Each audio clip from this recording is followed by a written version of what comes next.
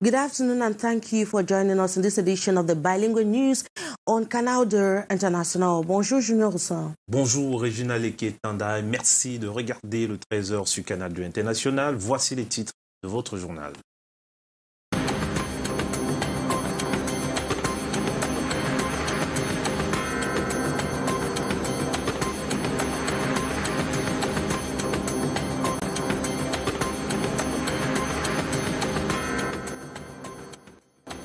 De la fête du travail et par les syndicats des transports du Cameroun, les transporteurs continuent de déplorer leurs conditions de travail. Ainsi, ils ne veulent pas être mêlés à une quelconque activité le 1er mai prochain. The transport trade union leaders have announced a complete boycott of the upcoming celebrations to mark the International Labour Day. They have cited government's reticence to solve their problems as reason. At the press conference in Yaoundé, the transporters have given government another 1 month ultimatum. La grande prière dans les mosquées, c'est ce vendredi. De nombreux fidèles musulmans sont à la mosquée pour préparer la fin du jeûne du Ramadan et entamer d'ici peu la célébration de la grande fête du Ramadan. Dans ce 13h, nous irons dans quelques mosquées situées dans la ville de Douala.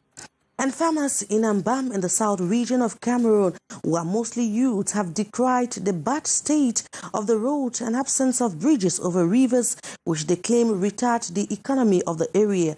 Most of them are engaged in large-scale farming, but are challenged at the level of transportation.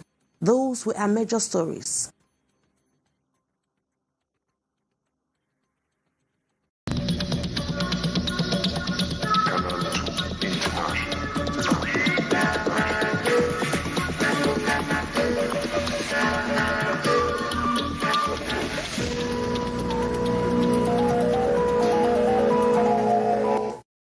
Thank you once more for joining us in today's edition of the Bilingual News on Canal International. The first part is with you, Junior Roussin. Et comme je vous le disais en titre, les syndicats des transports ne souhaitent pas être mêlés, ne souhaitent être mêlés en rien dans les différentes manifestations inscrites à l'ordre du jour de la journée du 1er mai, célébration de la fête du travail justement. Ceux-ci déplorent des conditions de travail pas favorables, lesquelles ont d'ailleurs fait l'objet d'un préavis de grève très récemment. Voyons cela avec Delphine Fonkoutene et Raoul Ngoufo. Au volant d'un taxi ou au guidon d'une moto, les conducteurs de la capitale transportent au quotidien leurs problèmes. Les personnels travaillent déjà même plus que nous-mêmes les taximans, puisqu'on est aligné là, eux-mêmes ils s'alignent exactement comme nous pour porter les clients. Les tracasseries policières à certains endroits, les tracasseries de la mairie à certains endroits. On a un petit souci des fois avec les clients, problème de monnaie, 50. Et il y a les gens qui font les semblants quand même comme le motoman, ils viennent travailler avec nous et après le soir, il fait sa chose. Entre autres revendications portées à l'attention du gouvernement par les syndicalistes de ce secteur, lesquels ont nourri un mouvement de grève qui a finalement avorté le 28 mars dernier, ceci à la suite de moultes concertations avec le gouvernement. 1 mois après, le bilan inquiète ses responsables syndicaux. Jusqu'à aujourd'hui, aucun des points n'a trouvé solution. Nous sommes dans la galère, nous sommes dans la misère. Ça nous a donc poussé à dire, si le gouvernement ne veut pas donc écouter les syndicats, alors le temps est choisi pour que nous puissions boycotter de manière solennelle ce 1er mai. Face à la presse, à la veille de la fête du travail, ces présidents nationaux des syndicats des chauffeurs professionnels du Cameroun ont tenu à dévoiler leur nouveau plan de manif. Nous allons vers un grand sit-in qui va se tenir au Premier ministère le 6 juin. Nous prenons le temps. 6 juin, nous avons 1 mois pour préparer nos camarades sur le terrain. Et après le 6 juin, nous allons vers une grève générale illimitée le 20 juin. Pas de grève pour l'instant. Ça roule tout doucement dans les rues de Yaoundé. En attendant voir leurs préoccupations être prises en compte, ici on dit pas de fête le 1er mai. Il y a quelques semaines, des examens officiels, les enseignants reprennent avec leur mouvement de grève. Ici à Evundula, dans le département de la Léquier, les directeurs d'école et enseignants revendiquent leur crédit d'avancement. Ils ont manifesté leur mécontentement à travers une marche qu'ils ont d'ailleurs appelée la marche de la colère. Reportage Paul Inès Autour notre stagiaire, Emos Djembe. La marche de la colère est effective ici à Evodoula, dans le Mbamekim. Les enseignants ont répondu au nouvel appel lancé par le collectif OTS. Ils revendiquent le paiement de leurs avancements depuis l'année 2021. Nous devons avoir la caisse d'avance, comme disait monsieur l'inspecteur. Nous l'attendons depuis janvier 2021 jusqu'à décembre 2021. C'est 2 semestres que cela doit passer, une fois par semestre. Jusqu'au jour d'aujourd'hui, nous n'avons pas vu un seul radis. Un mouvement intitulé « École morte » qui prive les élèves de cours au moment où ils amorcent le dernier virage de l'année scolaire. Depuis l'année 2021, ni le premier semestre, ni le second semestre n'a pas encore été payé.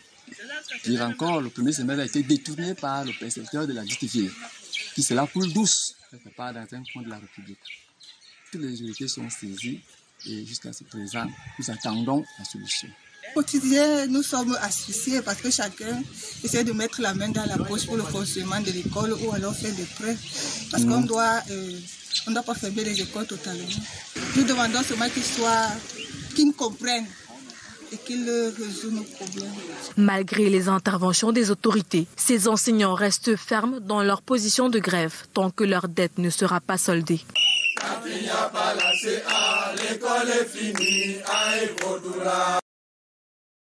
Le Cameroun veut anticiper, sinon réduire l'impact des effets néfastes de la variabilité des changements climatiques sur la vie des populations à Yaoundé. Un accord cadre de collaboration sur la météorologie a été paraphé à cet effet le 28 avril dernier. Karimeza Tchatchoya et Serge Alain Zibou. C'est ce visage peu reluisant que laisse généralement dans pluie, très souvent accompagné de vents violents dans des quartiers de Yaoundé et pertes tant matérielles qu'humaines. Autant de manifestations des données climatiques devenues insuffisantes ou irrégulières. L'accord cadre sur la météorologie que signe le ministre des Transports et le maire de la ville ce 28 avril à Yaoundé ambitionne changer cet état des choses. Cet accord va donc permettre à la ville de Yaoundé, à la mairie de la ville, de pouvoir disposer d'informations lui permettant, à défaut d'anticiper, tout au moins essayer de mieux gérer tous les phénomènes qui pouvaient survenir et découlant des changements climatiques. Une tâche qui incombe aux équipes et outils techniques dont dispose le ministère des Transports. Elle nécessite au préalable une étude de la densification du réseau de collecte de données à intégrer à la prise de décision de réalisation de certains travaux dans la cité capitale, notamment l'aménagement. Les populations pourront les avoir à temps et prendre des mesures nécessaires pour se protéger. Comme nous le savons tous, les villes subissent un impact fort des effets du changement climatique. Le pays va peut-être vers la fin des surprises désagréables dues au changement climatique. Cet accord intervient après celui signé à Douala. La suite avec vous, Régis. Exactly, Junior Hossein. Now, the Minister of Secondary Education, Professor Pauline Nalova-Lyonge, has given very firm instructions to people of her decentralized unit of her ministry to severely sanction teachers who continue to violate obligations of being civil servants. In a communique dated April 28, Minister Nalova reminded personnel of a ministry of their obligation to serve. She noted that the Prime Minister and Head of Government has instructed her to request files of indisciplined personnel to be forwarded to the Governor's office latest May 5th for preparation of disciplinary councils. The outcome of the minister comes days after teachers of the secondary education sector embarked on another phase of their Enough is Enough strike action. Now, with frustrations already expressed by population on the high cost of living in Cameroon, the government has stepped in to reduce the current tension in Cameroon. Now, the decision signed by the Minister of Trade has suspended the exportation of some consumable products in order to curb the growing demand back at home.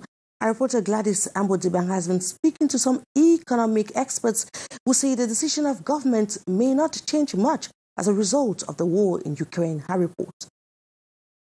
Inasmuch as consumers might heave a sigh of relief following government's immediate measure to suspend until further notice the exportation of products such as rice, wheat flour, cement, refined oil and locally produced cereals, amongst others, to curb shortages, experts believe the decision might not change the situation. The demand that we have now in the market is not going to change, right? But the production is changing. It's getting down and down. Why? Because of the lack of the material for the production. You see, it is just the impact of the current instability in Europe and worldwide, you see. And I want to take the example of cement. Now you will see that all the cement companies can't produce as they used to do. Why? Just because they don't have the primal materials they use for their production.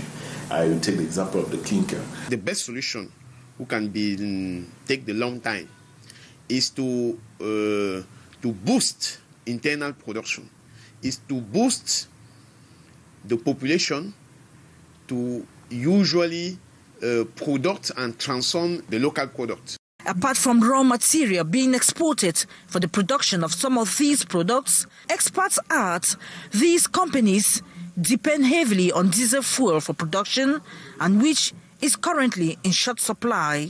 The lack of gas oil for certain companies that are producing now in Cameroon. You see, if you don't have gas oil to make the production, that will certainly increase the price of their good, because they spend much money to obtain the gas oil that they need to make the engine produce and then sell to the market. Fears have, however, been discarded on government's decisions' impact on tax revenues. I do not seem to see a very visible or direct link between this and the taxes, but for the fact that tax revenue, especially custom duties on the goods exported, we expect that it will decline. It is reported that large shipments of rice imported for local consumption are fraudulently re-exported to neighboring countries, including about 40% of rice produced in Cameroon. With experts' analysis, therefore, there are clear indications that government's measure might just be short-term, as many companies might not be able to produce in large quantities following the continuous shortage in diesel fuel. Now, leaders of transport trade unions in Cameroon have announced a complete boycott of upcoming celebrations to mark the International Labour Day on May the 1st, 2022. They have cited government's reticence to solve several problems raised at a press conference in the nation's capital, Yaoundé. The trade unionists have also given government another 1 month ultimatum. Our reporter Hyson Chia was there and now reports. According to transport syndicate leaders, their numerous demands tabled before the government for over a month have fallen on deaf ears. And to such, the trade unionists say no Labour Day celebrations on their part. To call for boycott of the Labour Day in Cameroon, because we have realized that every time that we trade unions have an agreement with our government, these agreements are not implemented. Taxi drivers and commercial motorbike riders in the city of Yaoundé say the disorder that reigns within the transport sector, with clandestine transport on a geometric rise, is putting them into a very difficult situation. Ça se passe pas bien. Les taxis, les personnels travaillent déjà même plus que nous-mêmes les taximans. Puisqu'on est aligné là, eux-mêmes ils s'alignent exactement comme nous pour porter les clients. Nous, on ne s'en sort pas. Not only are most of the drivers faced with insecurity, especially at night, the trade unionists lament that they can hardly make ends meet. Our comrades are suffering because today most of our comrades cannot eat in their home. In a press conference this Thursday in Yaoundé, the trade unionists urged the government to address their plight before things get worse. We are calling the government to solve our problem. If they don't do it, at the 6th of the June, we are going to have a sitting in front of the Prime Minister. But while the syndicate leaders point fingers at the government for their predicaments, some drivers in the nation's political capital rather blame the disorder on the multiple trade unions, not working for their good, but for personal interest. It is therefore time, they say, to merge all and form one giant structure that can produce efficient results. Junior Hussein will continue this newscast with you and you tell us about the threat of cybercriminality.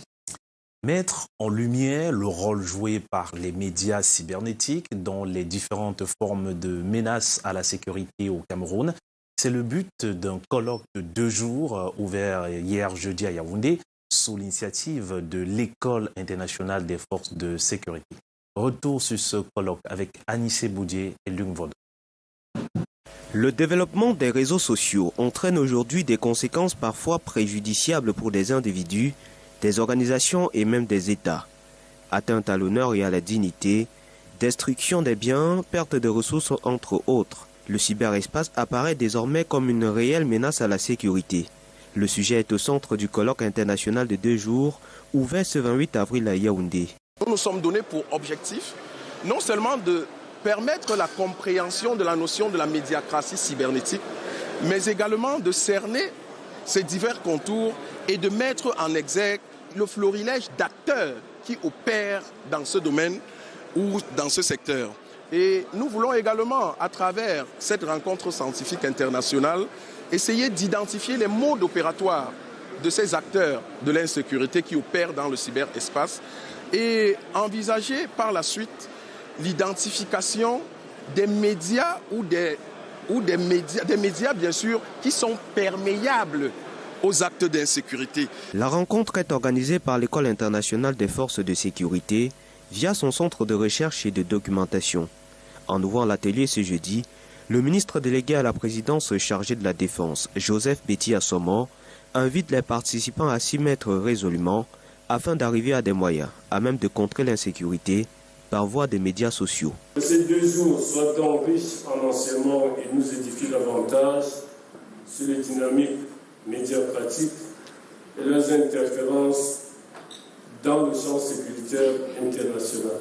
Des experts, universitaires, géostratèges et autres chercheurs ont été invités sur les différents panels pour enrichir les discussions. Vous êtes certainement à table et parmi les fruits que vous consommez, on retrouve la pastèque.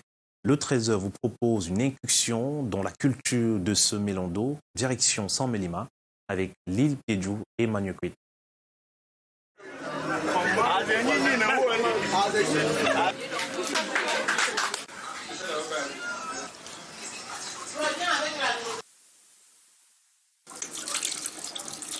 Vous choisissez d'abord un bon site, à côté d'un cours d'eau.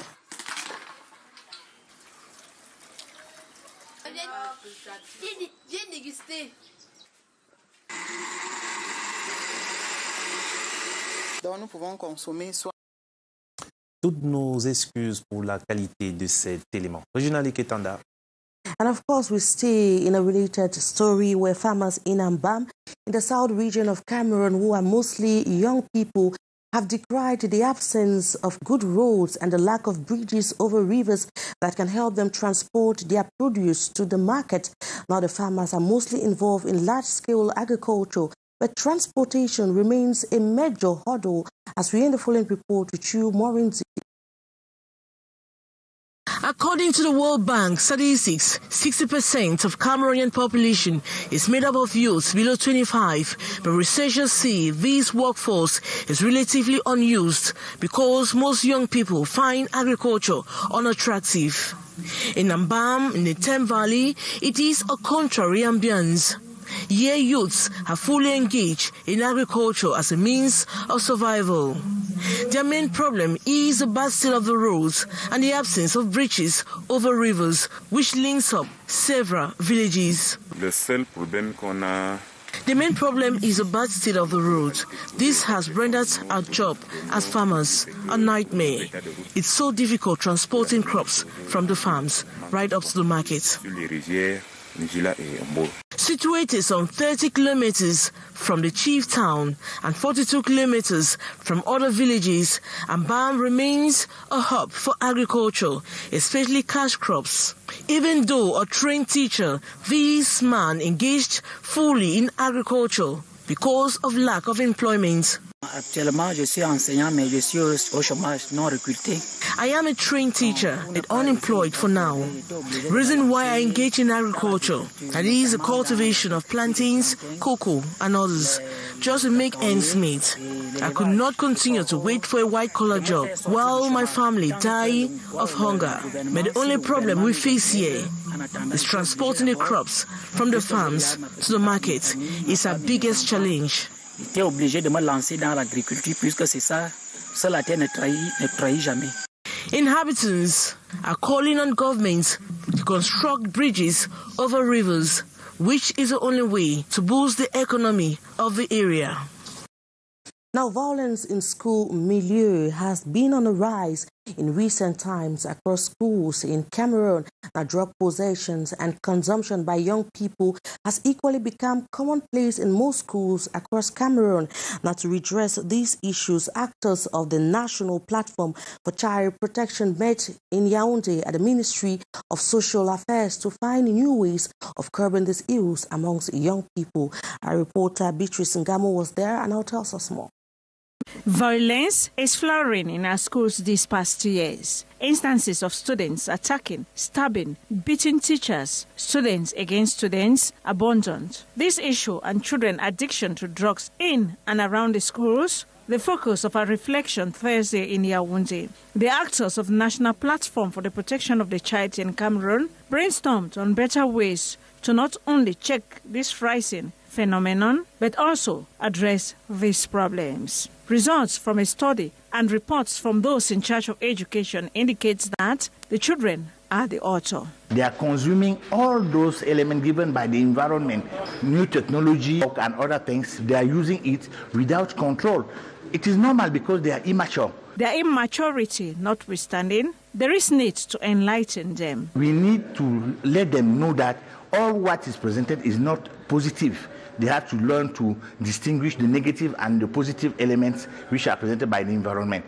And parental responsibility comes to play here. They are learning from different sources. Parents need to know that and to be more and more vigilant so that children can be well controlled and can understand that they don't need to consume all what the society is presenting to them. The school is not only for instruction, but proper education. Education means the transformation of what I have in a positive way. It can be concerning my way of living in society. It can be concerning the relationship with others. It can be concerning how I'm looking at my future. This for the global understanding of the fact that these children's rights needs to be protected. They need good education to grow well with the support of their parents as they are to be responsible leaders of tomorrow. Now, elements of the International School for Security Forces, IFOS, have been drilled on new mechanisms to fight against cyber criminality. Meeting in an international symposium on Thursday, the security agents were cautioned against the growing threats and challenges that come with digitalization. Our reporter Umu Kusumi was at that symposium and brought back this report. Cyber mediocracy and security threats, stakes, challenges and response in the age of digitalization is a theme that marks the International Symposium organized by the Center of Research and Documentation of the International School of Security Forces. During the exchange, they say digitalization, though a blessing, is a threat to security. Cyberspace today has become a challenge for many people because at the beginning it was seen as an opportunity given to people to communicate, to exchange, and even to states, to countries.